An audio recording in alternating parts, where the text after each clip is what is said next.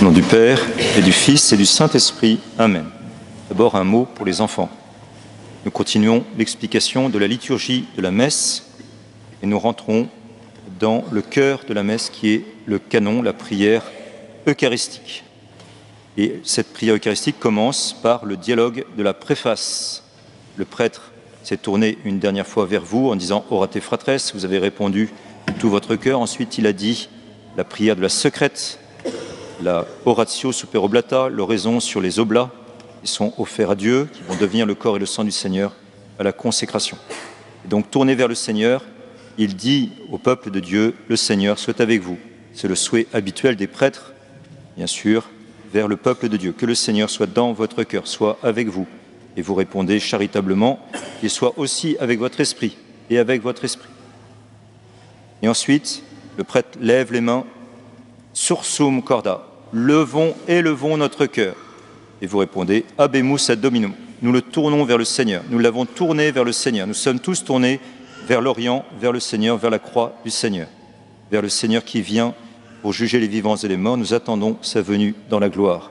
Nous sommes tournés, nous tournons, nous élevons notre cœur vers le Seigneur. Nous sommes tournés vers le Seigneur. Et puis ensuite, c'est le motif gratias agamus Domino Deo nostro. Rendons grâce au Seigneur notre Dieu. Cela est juste et bon. C'est vraiment juste et bon de vous rendre grâce, Seigneur. Eucharistie, vous savez, ça veut dire action de grâce. Quand on va à la messe, on va d'abord rendre grâce à Dieu pour tous ses bienfaits. La création, l'incarnation, la rédemption, les sacrements, la vie éternelle qu'il nous propose, le baptême pour ceux qui sont appelés au baptême, etc. Nous avons des millions et des millions de raisons de dire merci au Seigneur dans la semaine. Et donc nous allons tous les dimanches fêter la résurrection du Seigneur et lui dire merci. Merci de tout notre cœur, mais surtout merci par Jésus. Par Jésus, c'est lui qui va s'offrir. Et nous, par Jésus, avec Jésus, en Jésus, on va offrir à Dieu le Père, dans l'unité du Saint-Esprit, tout honneur, toute gloire, toute action de grâce. Et donc là, la préface, c'est la grande action de grâce. Vraiment, il est juste et bon. Il est salutaire. C'est juste de vous rendre grâce, Seigneur. C'est bon pour nous. Et puis, dans la préface, c'est pour ça qu'il faut voir un missel, c'est pour ça qu'il faut regarder la traduction. Au milieu de la préface, il y a le motif.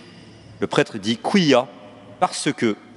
Et là, il dit « pourquoi ?» Tout spécialement, on rend grâce à Dieu dans ce moment de l'année liturgique. Pendant l'Avent, on rend grâce à Dieu parce que le Seigneur vient nous sauver, parce qu'il vient s'incarner. Pendant le Carême, on rend grâce à Dieu en ce moment pour dire au Seigneur « parce que grâce au jeûne, vous réprimez les vices. Vous nous élevez par le jeûne vers vous. Nous rendons grâce au Seigneur. Per Christum Dominum nostrum, par le Christ notre Seigneur, par Jésus, nous rendons grâce à Dieu le Père. » Donc c'est fondamental de bien regarder dans son missel le quia. Pourquoi ? Et à chaque fête, grande fête, il y a une préface propre, une préface pour l'Avent, une préface pour l'Épiphanie, pour Noël bien sûr, pour l'Épiphanie, pour le Carême, pour la Sainte Croix, pour Pâques, pour l'Ascension, pour la Pentecôte, pour la Sainte Trinité, une préface commune, une préface des saints, une préface pour certaines grandes fêtes, l'Immaculée Conception, l'Assomption, etc. Donc quia, parce que. Donc les enfants, vous tournez vers papa et maman, si vous n'avez pas votre propre missel, et vous dites quia, donc papa et maman vous expliquent, parce que, aujourd'hui, ceci et cela. Maintenant aussi pour les plus grands, méditons sur les tentations de Jésus au désert, mes bien chers frères et sœurs, en ce premier dimanche de Carême, afin d'en tirer un grand profit pour notre Carême 2024. Voyons ensemble 3 points qui correspondent aux 3 tentations du Christ au désert. Faisons ensemble le parallèle entre les 3 concupiscences dont nous avons hérité par le péché originel et les 3 tentations de Jésus au désert. Nous avons tous en effet hérité d'une triple concupiscence, d'un triple attrait blessé, d'un triple désir blessé, déréglé. Saint Jean l'évangéliste nous le dit dans sa première épître, je le cite, « La convoitise de la chair, la convoitise des yeux, l'arrogance de la richesse, tout cela ne vient pas du Père, mais du monde. Or le monde passe et sa convoitise avec lui, mais celui qui fait la volonté de Dieu demeure pour toujours. » Saint Jean nous parle bien entendu du monde qui gît au pouvoir du mauvais et non du monde au sens de la création qui vient de Dieu. Aussi, nous avons trois convoitises, trois attraits blessés en nous. Nous avons un dérèglement au niveau de notre chair. Nous sommes enclins à la gourmandise et à la luxure. Nous avons un dérèglement, un désir déréglé au niveau des yeux. Nous aimons ce qui brille, l'honneur, la gloire, le pouvoir. Enfin, en nous, il y a l'arrogance de la richesse, un désir de posséder toujours plus corrélé à une tendance à l'avarice. Bref, notre cœur est le lieu d'un combat spirituel que Satan connaît très bien et qu'il cherche à exploiter au profit de notre perte éternelle. Vous l'aurez donc remarqué, les trois tentations de Jésus au désert sont calquées sur ces trois concupiscences. Satan, qui selon saint Augustin, saint Ambroise de Milan, saint Thomas d'Aquin et sans doute encore beaucoup d'autres pères de l'Église, ne sait pas que Jésus est Dieu. Et donc il vient tenter Jésus comme tout le monde, si je puis dire. Jésus étant visiblement un homme de par son apparence, Satan le tente comme tout le monde au niveau des trois points faibles de la nature humaine blessée par le péché originel, pour le faire tomber dans le péché. D'abord, la convoitise de la chair. Dans l'Évangile, Satan ne donne pas à Jésus des pensées impures, mais il a dû le faire puisque saint Paul dit que Jésus a connu toute notre condition à l'exception du péché. Mais Satan lui propose de demander à Dieu de changer les pierres en pain puisqu'il a faim. Il s'agit donc de tenter Dieu en lui demandant de faire un miracle dans le but de rassasier sa faim, son estomac éprouvé par le jeûne. Et Jésus est vainqueur grâce à la parole de Dieu. Il est tempérant, souverainement tempérant. En Jésus, ce ne sont pas les passions déréglées qui dominent et qui commandent, mais sa raison et sa volonté. Et il en est de même chez les chrétiens, chez vous et moi, qui par la grâce de Dieu sommes tempérants, qui utilisons les biens de ce monde, la nourriture, la boisson, l'affectivité, l'amour conjugal, la sexualité, de façon proportionnée et juste.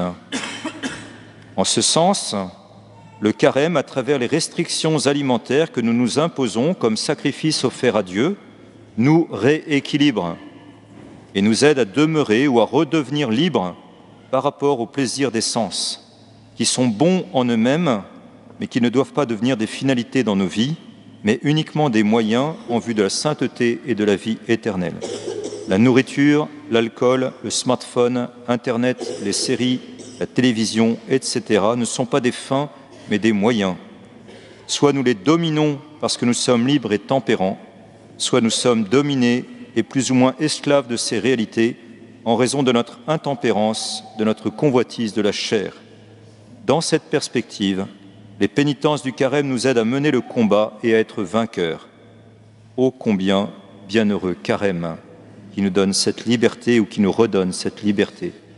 Bienheureux carême. Deuxième tentation de Jésus au désert, l'arrogance des richesses.